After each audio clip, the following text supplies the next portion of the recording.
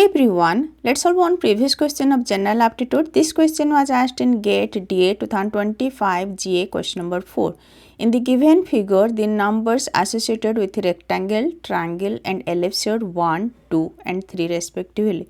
Which one among the given option is the most appropriate combination of P, Q and R, and 4 options are given. So here 1 is for rectangle, 2 is for triangle, 3 is for ellipse. Now P is combination of rectangle, triangle and ellipse. So that's why P value will be 1 plus 2 plus 3 is 6. Next Q is outside of rectangle but it's on ellipse and triangle.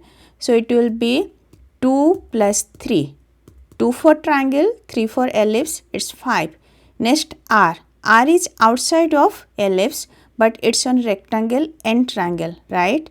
So R will be 1 plus 2, it's 3. Now check which option have 6, 5, 3 for PQR. Option A, P equals to 6, Q equals to 5, R equals to 3.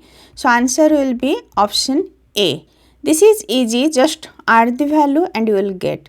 And if this lecture is helpful for you, please like, share and subscribe. Thank you. Bye-bye.